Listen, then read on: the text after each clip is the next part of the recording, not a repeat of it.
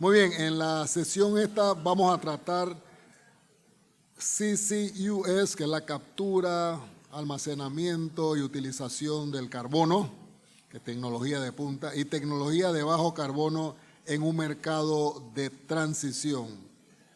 Comenzaremos, como usualmente lo hacemos, con un keynote speaker, que es Fernando Hernández, que es el chairman de Society for Low Carbon Technologies en Houston, Texas. ¿Cómo le quedó el inglés? ¿Bien? Chingón. Fernando Hernández inició su carrera en 2002 como mecánico en Plug Power, especializándose en el transporte criogénico de hidrógenos, CO2 y gas natural licuado. Fundador y presidente de la Society for Low Carbon Technologies, es también embajador empresarial Global Scott de Escocia. Ha colaborado con gobiernos globalmente, influyendo en la aprobación del primer marco legal de captura y almacenamiento de carbono en Sudamérica, firmado por el presidente de Brasil. Con experiencia en hidrógeno y e-fuels, ha trabajado en Velocis y establecido alianzas estratégicas con Honeywell, UOP, Plug Power, Technip Energies, ponente internacional, autor y mentor tecnológico galardonado. Ha acelerado tecnologías emergentes como el Net Zero Technology Center del Reino Unido, fluido en 3 idiomas, ha liderado iniciativas globales en energía y diplomacia climática. Recibamos pues con un fuerte aplauso al colega Fernando Hernández.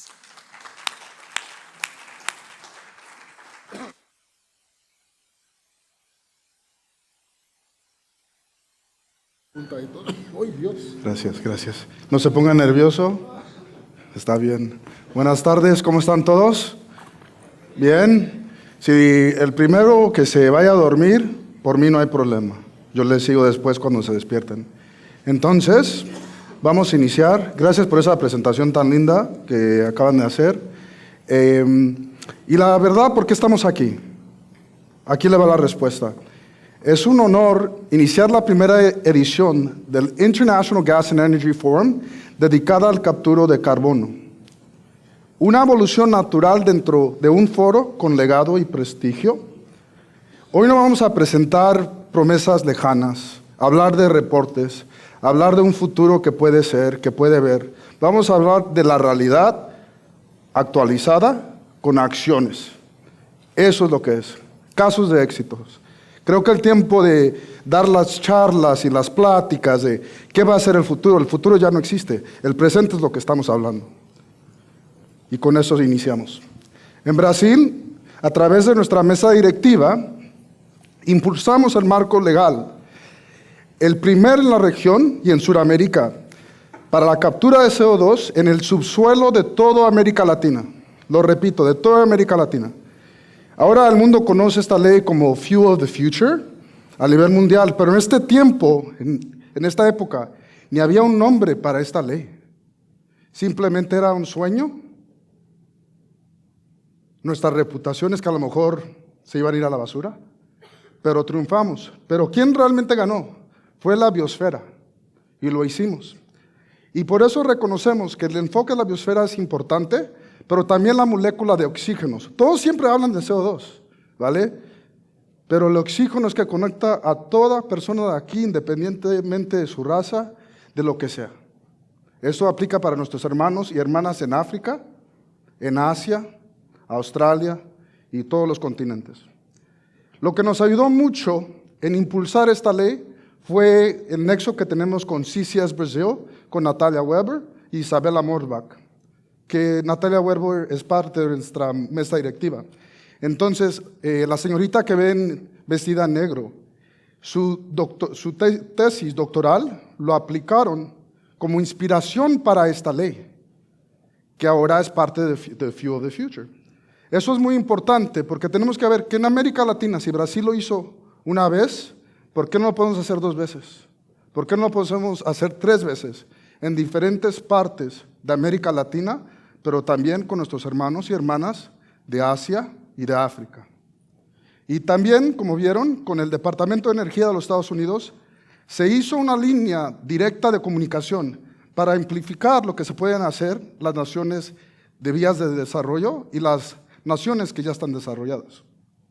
Ahora, rápidamente, ¿qué es lo que nos hace como un nexo tan impactante de Society for Low Carbon Technologies? Tenemos miembros en Pakistán, tenemos miembros en Dubái, tenemos miembros aquí en Panamá, en Brasil, en Escocia, pero somos muy selectivos. Nuestra membresía no se puede comprar, eso no se compra, eso se gana con mucho mérito. Y es la razón que en menos de 2 años, abril es nuestro segundo año que hemos existido, es la razón que tenemos tanto éxito, por creer tanto en el mérito y en la biosfera. Pero de nuevo, el enfoque es global, conectar las naciones que ya están desarrolladas y las que están en las vías de desarrollarse todavía más. Ahora, desde Panamá hasta Pakistán. Por eso es que hablo tanto de nuestros hermanos y hermanas en Asia, porque todos tenemos nuestra parte que jugar en este contexto. Entonces, no venimos con las manos abiertas, como lo hacemos en el Medio Oriente, con la mano en el corazón, con nuestra misión y visión, y inshallah podemos impulsar un cambio justo y una transición con dignidad desde Pakistán hasta Panamá. Esos son quien somos nosotros. Hablamos de qué también hicimos fuera de Brasil. Pues en Pakistán firmamos el primer acuerdo de bajas emisiones, pero ese acuerdo no es un acuerdo. Llevamos, como si ven en esta foto aquí, damos becas a los estudiantes, a las universidades, para impulsar la nueva generación de que en 30 años, 40 años, yo no voy a estar aquí. Pero el muchachito que ganó esa beca sí va a estar. Entonces, es lo que estamos haciendo, desarrollando el talento a nivel mundial para impulsar todo lo que estamos platicando. Y si ven la foto que está hasta el fondo, también estamos trabajando, como le dicen en inglés, con Clean Tech, en el desarrollar y también implementar en Pakistán y también con el gobierno de Pakistán. Como pueden ver, esto de verdad va ampliando lo que es América Latina, porque el enfoque de nuevo es oxígeno. Eso no se puede escapar, es muy fundamental. Y esta foto es cuando firmamos el primer acuerdo, y no lo firmamos en los Estados Unidos o un lugar céntrico como Europa. Fuimos a Pakistán para hacerlos. Somos quien somos nosotros. Te llegamos a tu país, por eso llegamos a Panamá, sin temor. Y también tuvimos un rol clave en el Energy Summit. Nos trajeron a nosotros, the Society for Low Carbon Technologies, y lideramos por completo los paneles ejecutivos sobre nuevas energías y ecocombustibles, con la participación del entonces presidente de ANCAP, la empresa estatal de energía. Este panel fue muy clave. La razón por qué fue clave es que hay resultados concretos de este panel. Al corto plazo se realizó un contrato para los ecocombustibles a través de ANCAP y HIP Global, que estaban en ese panel, que yo de parte de Society for Low Carbon Technologies lo estaba liderando. ¿Cuál fue el resultado? $6,000 millones para un proyecto de producción de dichos combustibles. Entonces, no es una cifra cualquiera, nomás le hago clic y ustedes pueden leer, yo no tengo que decir nada más. Pero, ese es el acuerdo de lo que se trata. En la foto anterior, si me regreso aquí, la señorita que está de rosa, Cecilia Romeo, de ANCAP, también es parte de la Society for Low Carbon Technologies. De nuevo, somos muy selectivos de nuestros miembros, no vendemos nuestra membresía. Es la razón que podemos tener tanto impacto. Y entonces esto es algo tangible, algo que se puede verificar. Y es en nuestra línea aquí, pues en la región, ¿no?, de América Latina. Y algo que Rafael ha hablado mucho, que también me encanta a mí, los ecocombustibles. Si ven ahí, HIF Global, nosotros no tenemos arreglo comercial con HIF, simplemente que tenemos ese nexo de querer impulsar y cambiar lo que es la transición energética. Se está haciendo pues ya los IFIOS. Entonces, ¿por qué significa el significado de los IFIOS? Se puede usar el CO2 y el hidrógeno verde a través de los renovables, los electrolizadores, y unir estas dos moléculas y tener ecocombustibles. Todavía se hace los ecocombustibles más amigables al medio ambiente cuando es CO2 biogénico. Ahora, esto nos está enseñando que realmente no es una ciencia que se va a impulsar. Ya Uruguay lo está haciendo, Chile dio ese primer empuje, pero la visión más grande, si me puede ir una lámina para atrás, aquí estamos, es la filosofía de drop-in fuels. Si tienes un coche de Porsche, se puede usar los ecocombustibles. El avión de Virgin Atlantic que se fue de Londres hasta Nueva York usó ecocombustibles. No se tiene que cambiar nada del avión, se puede utilizar de esa manera. En Brasil le dicen SAFI, en inglés es Sustainable Aviation Fuel. Pero la parte marítima, regresando a Panamá, también tiene un papel muy clave. Obviamente no estamos allí en este momento, pero no significa que no podemos estar allí. El marco legal en Brasil nos enseñó eso. Y ahora, si vamos aplicando esta filosofía de tener ecocombustibles para el sector marítimo en un tiempo, podemos hacer el bunkering. Pero más allá del bunkering, de nuevo, la próxima generación, ¿qué les estamos enseñando? ¿Cómo mover las moléculas? ¿Cómo mover las tecnologías? ¿Cómo operar con otras naciones? ¿Cómo operar como estudiantes, mecánicos o una manera para cambiar nuestro futuro? En resumen, no marchamos solo con acuerdos, marcos legales, tecnología o iniciativas de gran escala.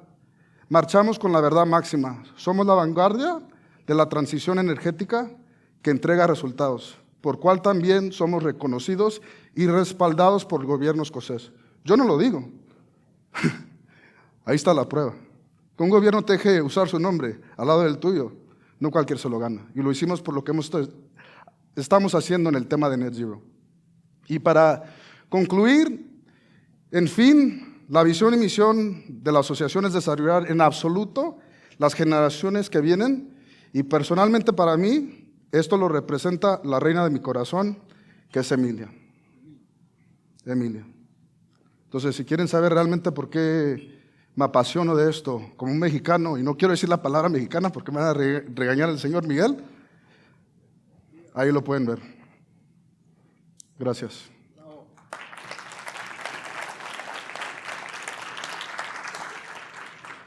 Ok, pues ahora vamos a empezar, y muchas gracias por el aplauso y aplaudir por mi sobrinita, es la genial. Ahora vamos a empezar la parte de moderación, vamos a enfocarnos en un tema súper genial que ahí ven, CCUS y tecnologías de bajo carbono. Entonces, si los panelistas que son súper talentosos pueden venir al escenario, se lo apreciaría demasiado.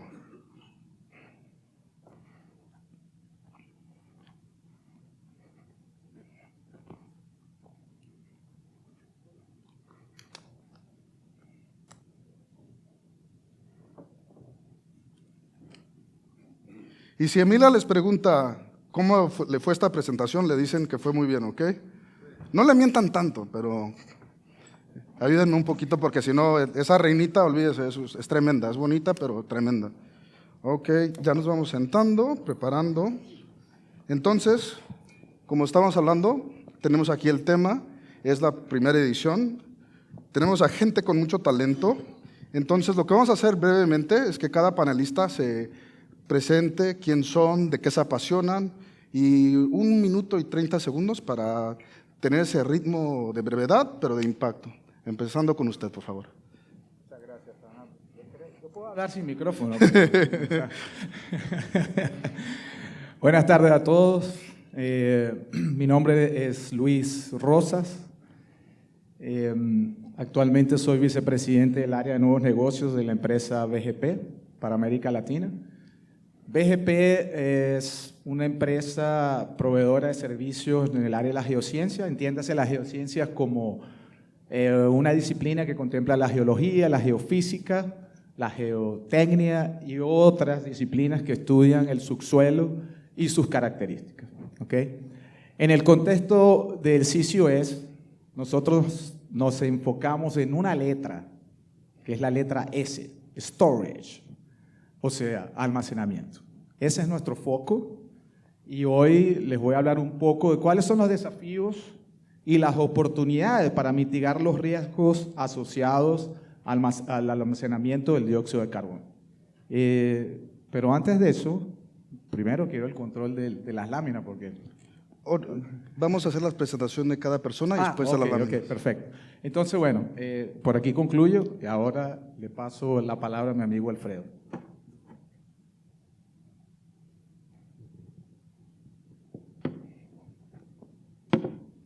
Muchas gracias, Luis. Buenas tardes, Alfredo Renault. Yo soy director del Centro de Investigación en Tecnología de Bajo Carbono de la COP, Universidad Federal de Rio de Janeiro.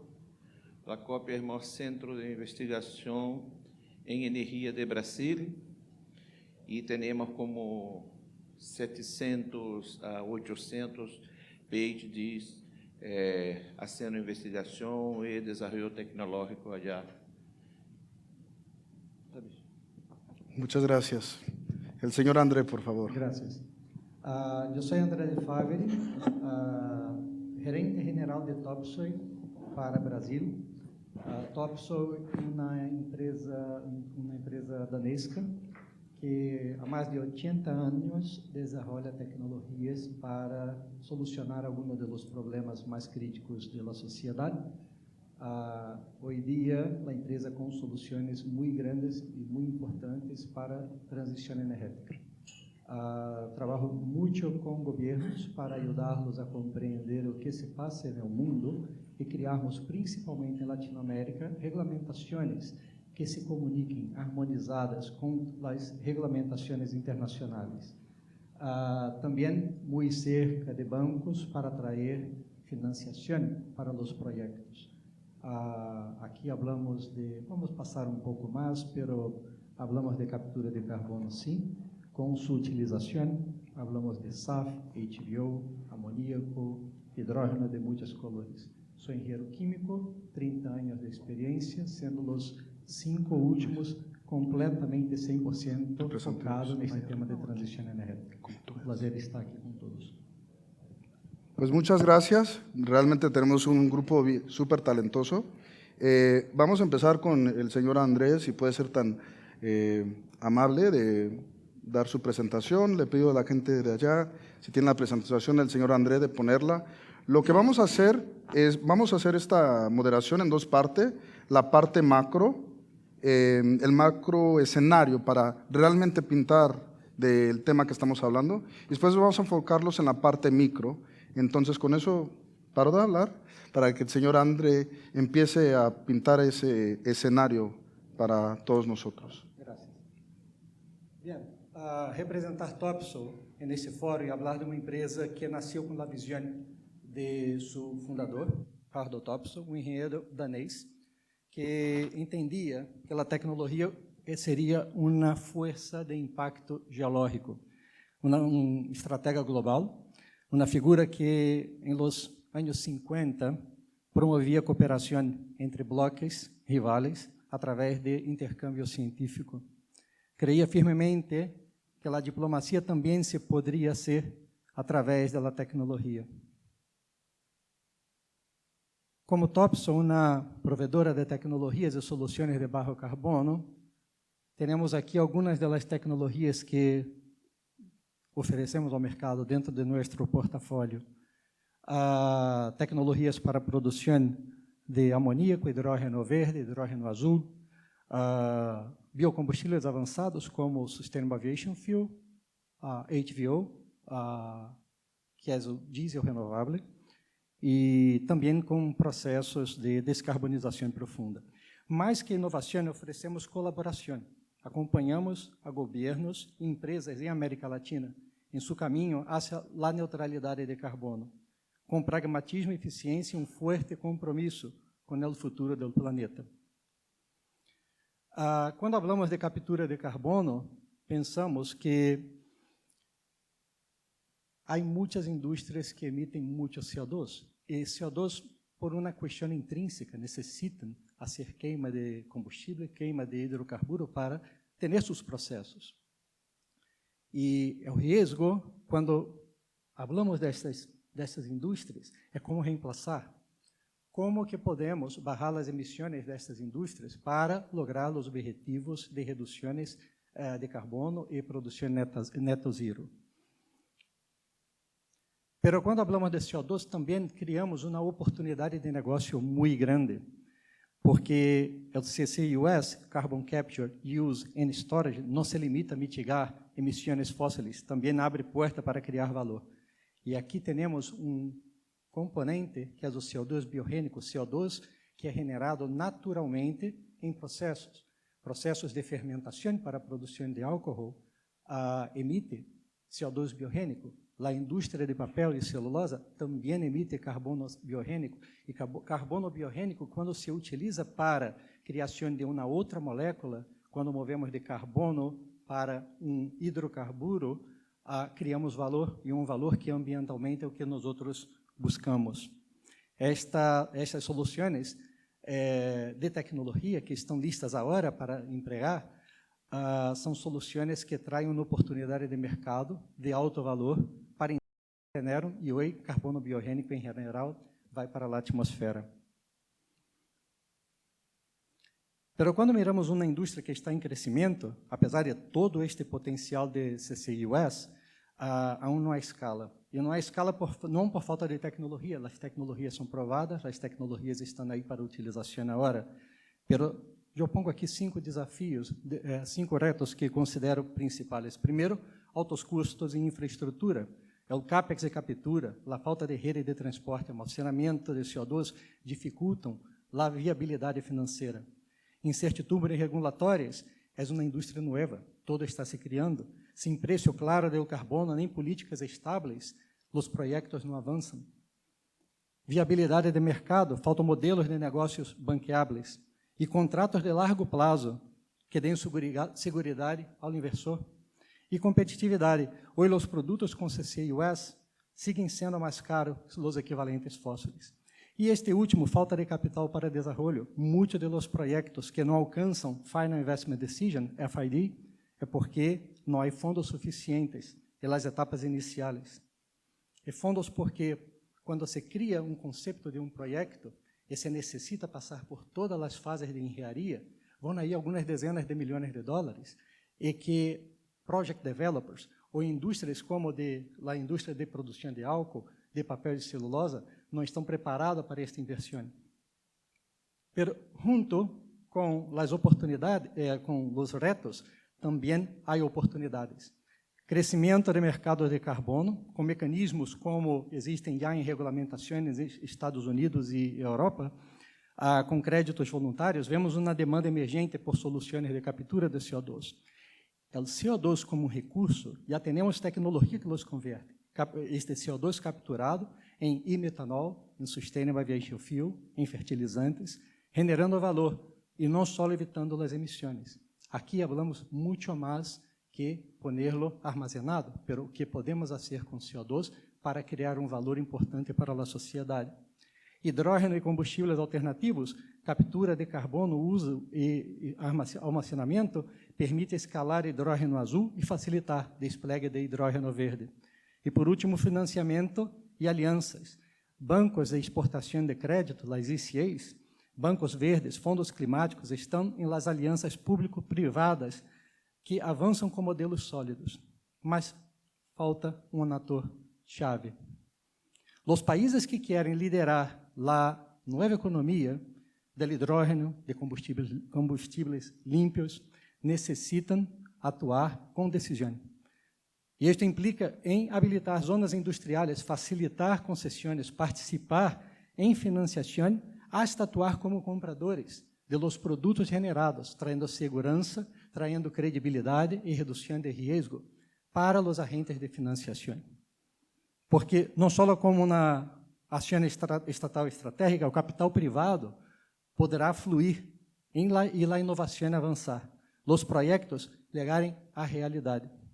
E aqui uma mensagem final. Os governos que atuem hoje definirão os ganhadores do mercado energético de amanhã. Hablamos que é caro, hablamos que são custos altos, pero o custo de fazer, nós outros sabemos. Podemos calcular, podemos estimar. O custo de não fazer nada, nós outros não temos. Compreendemos que transição energética é mais que uma transição. Transição energética é quando vamos reemplaçar totalmente. Y después de todo que ya hablamos aquí ayer, hoy, hablamos de transición justa, pero hablamos de adición energética, porque hay tanta gente que no tiene recursos en su casa para generar conforto, para tener todo o que se necessita ou é esperado para uma sociedade. Essas pessoas necessitam, aún sem ter acesso ao básico. E falamos de gás natural, falamos de gás liquado, falamos de LPG, pero pensamos que este deve ser modelo para ajudar na transição e não modelo de largo prazo. A indústria de petróleo segue crescendo e necessita, porque não há energia para todos. Há uma demanda crescente, pero temos que ter medidas duras e sólidas para ter alternativas de baixo carbono, solar, eólica e hidroelétricas, pero também combustíveis avançados, a tomar este CO2 e a ser algo de valor para a sociedade. Gracias. Y ahora vamos a seguir con el señor Luis. Una cosa para poner las cosas en contextos, hablamos ahorita de las oportunidades, los desafíos, cómo se usa el CO2 en diferentes maneras, pero también se requiere esa licencia para operar dentro de nuestras comunidades. ¿Y cómo se hace eso? Asegurándote que el CO2 se está capturando de una manera que es amigable para nuestro ecosistema, pero también que es seguro. Y con eso, favor de empezar. Nuevamente, muchas gracias. Bueno, yo voy a pasar esta parte porque ya hablé sobre mi empresa. Y ahora, después de un día y medio de hablar de transición energética y de sostener toda esta serie de discusiones y presentaciones bien interesantes, yo quisiera hacer un ejercicio de visualización, donde todos los presentes se imaginen que están parados en ese vasto desierto, donde ven aquel horizonte casi que infinito, y donde se imaginan que el clima debe ser bien caliente. No, me imagino que más caliente que Panamá, pero... y debajo de sus pies existe una solución poderosísima que está escondida a kilómetros de distancia, ¿ok? Que es definitivamente la solución al cambio climático y no es más que el almacenamiento subterráneo del CO2. Como ustedes saben, el planeta Tierra por muchísimos años ha almacenado diversos recursos energéticos, petróleo, gas, minerales, pero hoy por hoy, gracias a las geociencias, nosotros somos capaces de devolverle todo el CO2 a la Tierra que hemos vertido en la atmósfera durante tantos años, de manera segura y permanente. Esas dos palabras son muy importantes a partir de ahora, segura y permanente, ¿ok?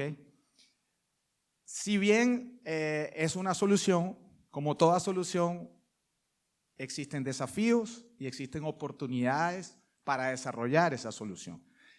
Y les voy a contar sobre estos dos aspectos, contándoles una anécdota bien corta para no hacer la sesión tan larga. Y esa anécdota se refiere a una persona que fue un cliente de nuestra empresa en años anteriores, a quien lo ayudamos en un proceso similar de almacenamiento de dióxido de carbono. Esa persona un día estaba observando la imponente chimenea de su fábrica. By the way, la fábrica empleaba muchas personas, pero liberaba toneladas de CO2 al medio ambiente. Y un día ese señor, preocupado viendo su chimenea, se hizo la siguiente pregunta: ¿cómo podemos seguir produciendo sin contaminar el medio ambiente? Pues bien, un día ese señor escuchó sobre una solución llamada CCUS, captura, almacenamiento y uso del dióxido de carbono. Pero había un problema. ¿A dónde vamos a almacenar toda esa cantidad de dióxido de carbono en la Tierra? Y esa es la gran pregunta que muchos se saltan cuando pretenden desarrollar un proyecto de CCUS, desgraciadamente. Y en este sentido, fue cuando tuvimos la oportunidad de conocer a este señor y nuestro equipo técnico le explicó que no todos los lugares son aptos para almacenar CO2. En ese caso, es necesario que esos lugares contemplen estructuras geológicas específicas con condiciones bien precisas para almacenar ese recurso. Y esas estructuras son, hoy por hoy, y las voy a mencionar por supuesto, los acuíferos salinos profundos, los yacimientos de gas y petróleo que ya están agotados y unas formaciones que se denominan formaciones basálticas. ¿Ok? Ahora bien, ¿cuál es el desafío en esta etapa del proceso? El desafío en esta etapa del proceso es cómo identificar esas estructuras. ¿Ok? Y para eso necesitamos tecnología.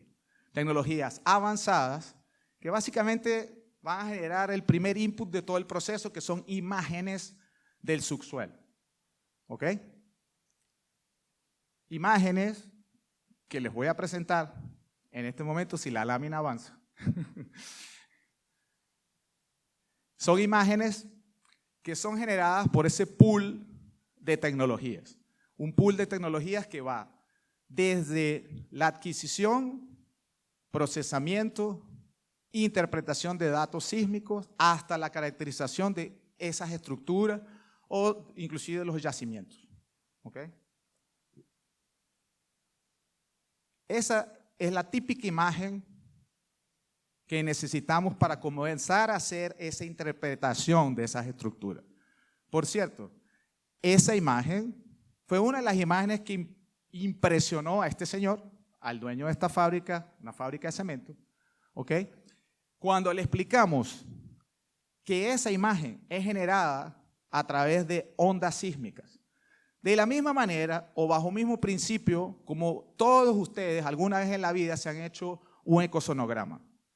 Por lo tanto, si somos capaces, ¿verdad?, de ver un bebé en el vientre materno a través de un ultrasonido, con el mismo principio que utilizamos para generar la imagen de ese subsuelo, ¿por qué no somos capaces de ver lo que está en el interior de la Tierra para poder identificar esos lugares de almacenamiento? Bueno, resulta, finalmente este señor, convencido, apostó por el CCUS y decidió proceder,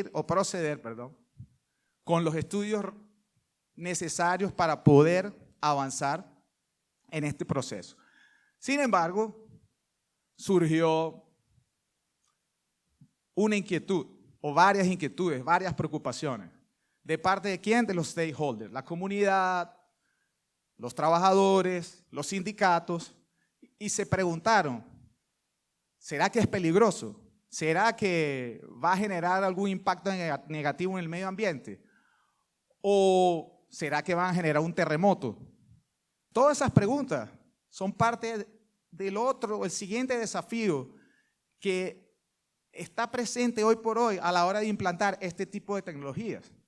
¿Cómo concientizar, cómo explicarle a la sociedad que estas tecnologías que ayudan a desarrollar el proceso son confiables para que el almacenamiento sea seguro y sea permanente?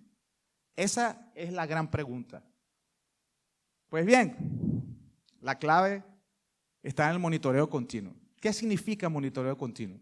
Monitoreo continuo es un proceso en donde también utilizamos tecnologías avanzadas, como por ejemplo sensores sísmicos y otro tipo de tecnologías para poder definir cómo migra, cómo se comporta ese dióxido de carbono dentro de la estructura.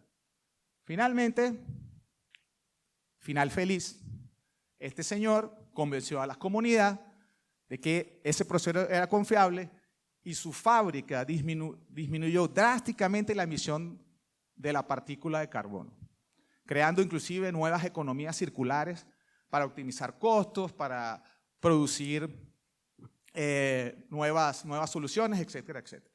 Para terminar, ahí les presento las tecnologías, son una realidad, ¿ok?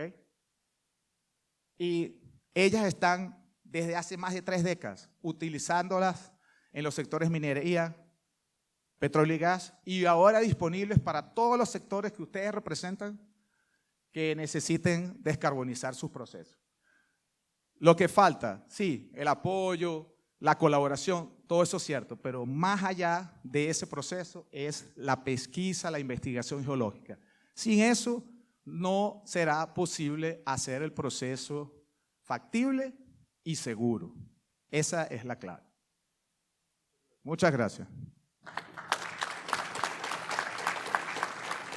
¿Aló? Ok. Ahora sigue el señor Alfredo. Para seguir con el escenario macro, él va a tocar más sobre las nuevas tecnologías y el papel que juegan en el proceso de transición energética y cómo contribuyen a la academia, no solo al desarrollo de estas tecnologías, sino a garantizar el futuro de los estudiantes, de las universidades y cómo desarrollar esa capacitación.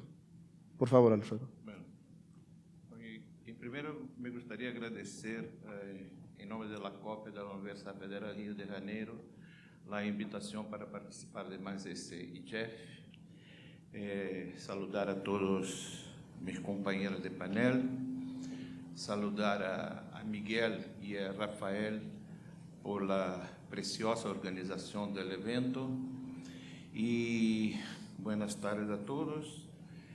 Y iniciar diciendo que todavía tenemos un largo camino para cumplir la oferta de energía que el mundo necesita. Tenemos como 2.000 millones de personas que tienen energía abajo de su necesidad. Tenemos más 2.000 millones de personas llegando. Tenemos 500 millones de personas que van a hacer todavía el camino del campo a la ciudad y, por tanto, van a necesitar de más energía. Y tenemos un gran desafío que es oferecer energía de una manera universal.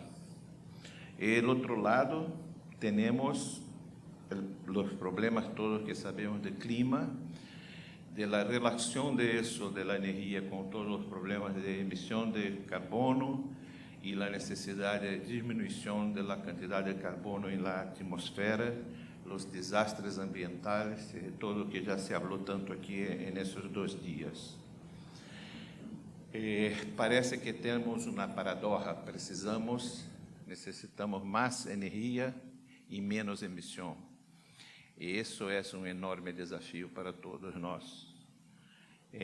Mais energia e menos emissão significa grande desafio, e grande desafio significa fortes inversões em investigação, tecnologia e inovação. Não? Muito do que temos que avançar, já sabemos hacerlo, pero sabemos hacerlo a costos que imposibilitan as tecnologias de serem utilizadas de uma maneira universal. Por lo tanto, temos desafios que vão mais allá solamente de la generação sem emissões. São desafios que estão involucrados com a questão de la transição energética, pero não são solamente generação de energia sem emissões. Para a geração sem emissões, conhecemos o sucesso da solar e da eólica. Há 20 anos atrás, nadie lo creía que íbamos a ter em 20 anos uma quantidade de eólica e solar em todos os países, incluso os países mais pobres também, lo que es una demostración de la capacidad tecnológica y del resultado de los avances en investigación y tecnología, y com promessas de mais eficiência todavia, tanto em la solar quanto em la eólica, do ponto de vista de avanços tecnológicos. Pero temos caminhos para eólica offshore, que todavia tem altíssimos custos. Temos para os países que têm hidrelétrica uma oportunidade para solar flotante, porque está muito cerca da distribuição, já que está sobre o reservatório de hidrelétrica.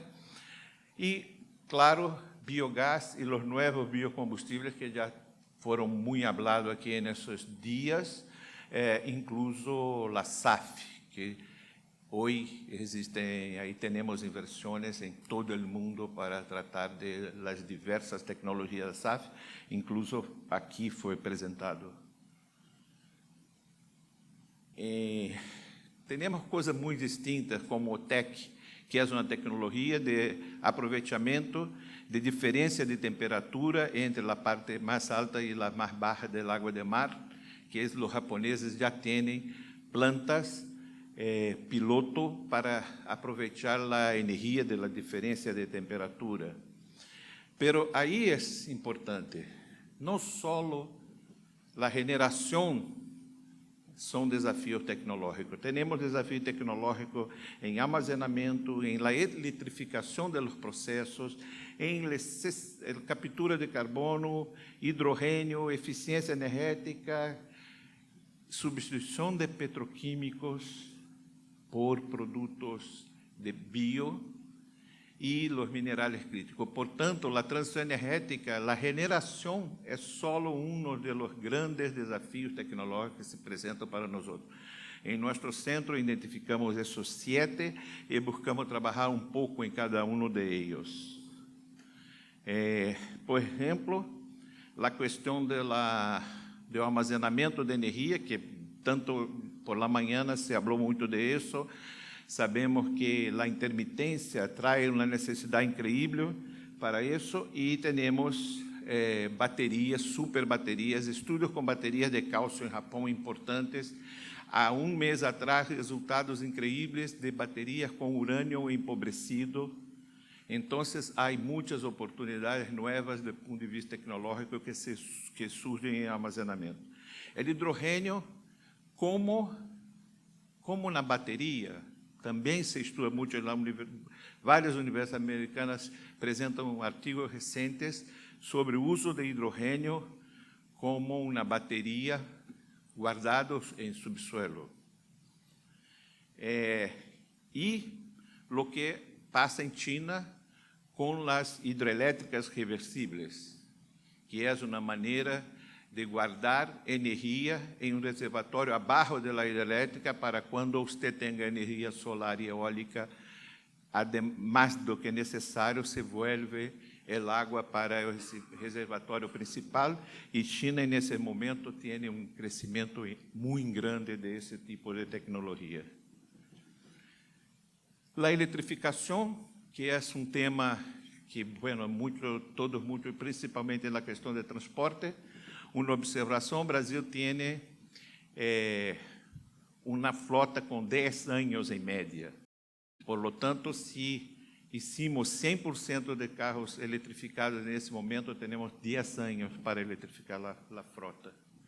Isso mostra a dificuldade que vamos a ter por todo esse tema de eletrificação, e que também está involucrado com as indústrias, principalmente aquelas conhecidas como hard to abate. Bueno, de isso se falou muito, pero rapidamente, os processos de captura, de fixação, de transporte, também são desafios, además de los de armazenamento. Por lo tanto, temos um grande desafio tecnológico em várias etapas dos processos de captura e armazenamento de CO2. E hidrogênio, o mesmo. Temos desafios na produção em lo armazenamento e lo transporte, estudos com o transporte como amônia, como metanol e mesmo como tolueno, que já há muitos estudos sobre isso. O último, a eficiência energética, dois exemplos muito importantes, o uso do calor dissipado em los painéis solares, que é uma quantidade de energia que se perde increíble, estão fazendo estudos como aproveitá-la, e os carros híbridos que usam a energia da frenagem para gerar, e com isso já temos casos de 30 quilômetros com 1 litro utilizando essa energia. Bueno, esses são alguns exemplos, e o importante é que, pelo ponto de vista de tecnologia, temos que mirar a transição energética de ponto de vista muito amplo e com muita necessidade de inovação e de bajar custos sobre tecnologias conhecidas. Muchas gracias.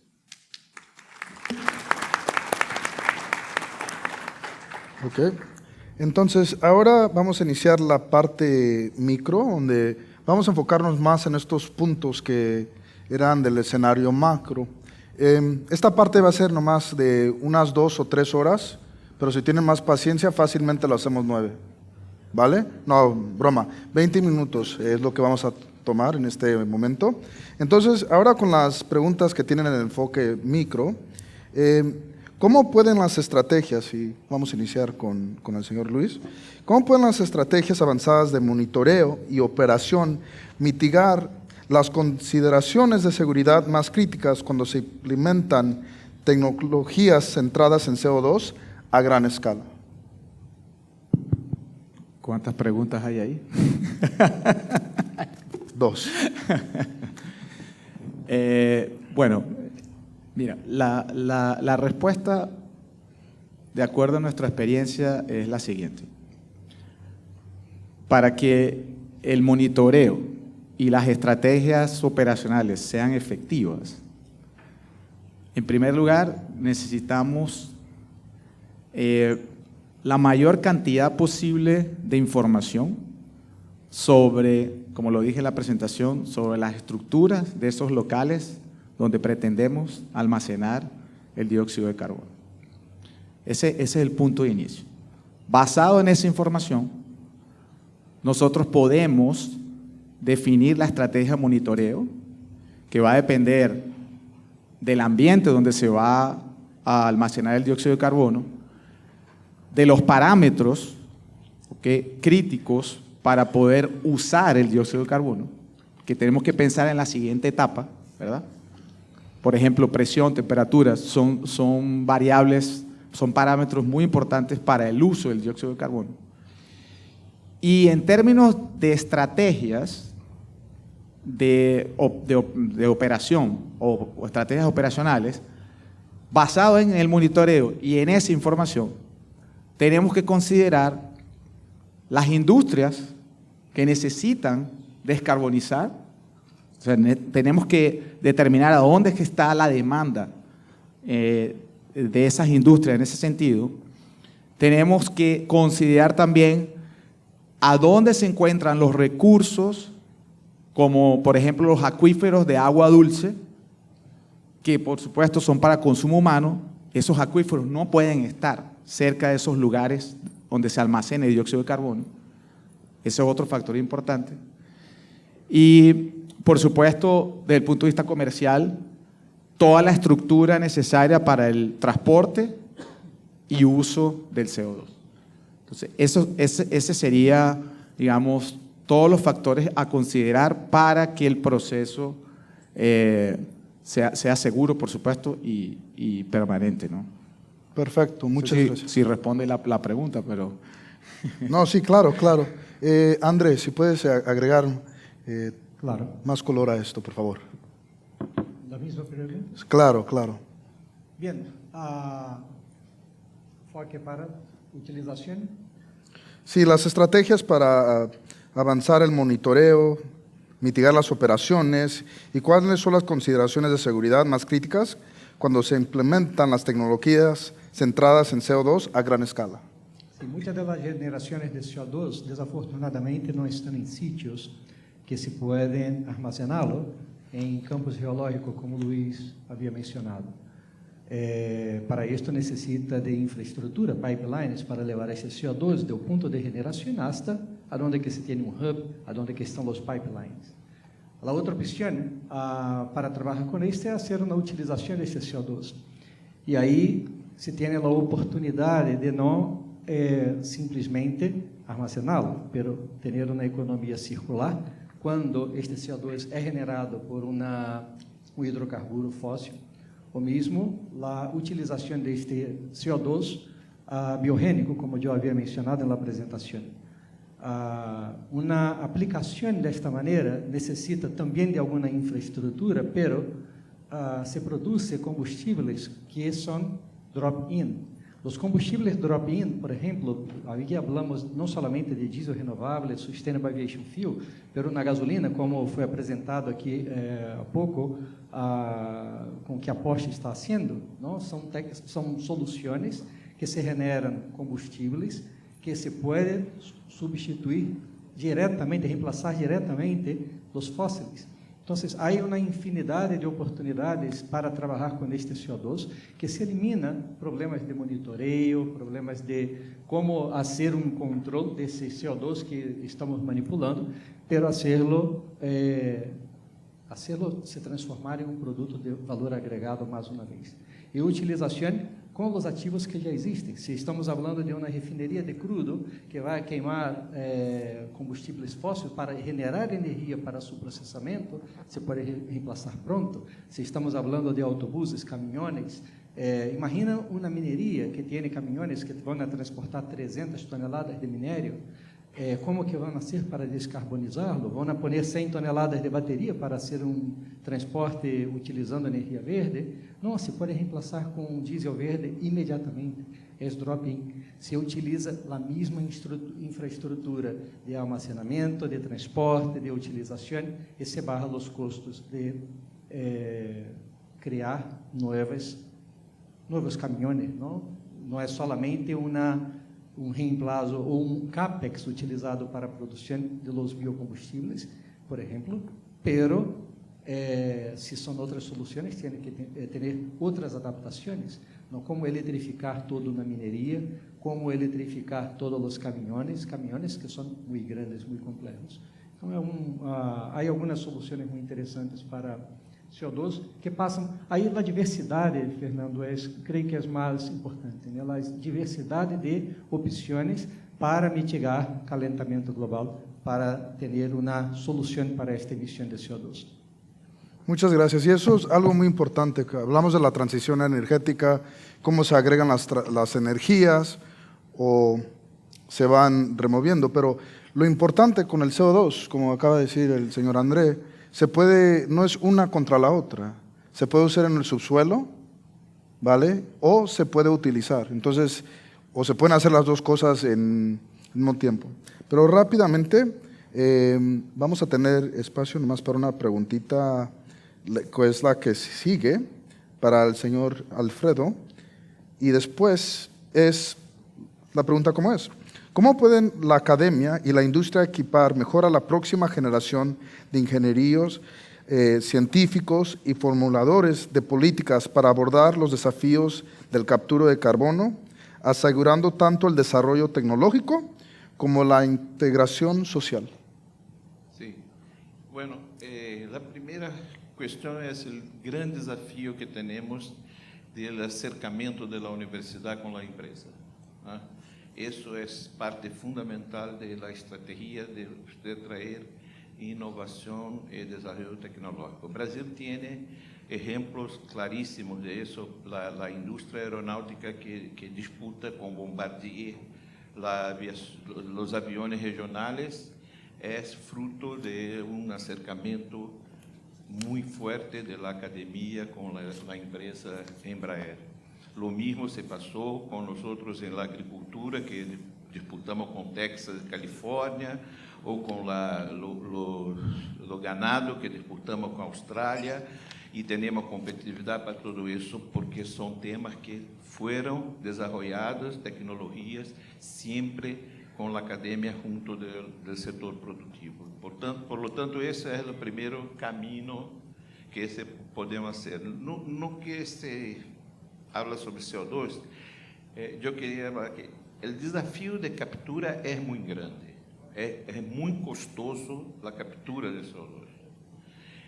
El desafío de transporte no es simple porque CO2 tiene una profunda capacidad de corrosión y, por tanto, tenemos que hacer estudios con nuevos materiales para el transporte. Por tanto, para el proceso completo de almacenamiento de CO2, tenemos que vencer muchas etapas de costos muy altos todavía.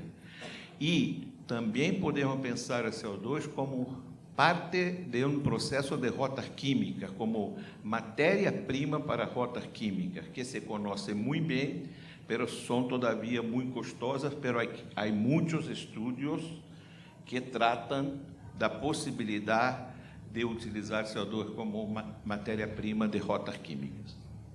Genial. Muchas gracias por la participación de todos los panelistas, por todos los que están en la audiencia, y eso concluye este panel. Muchas gracias.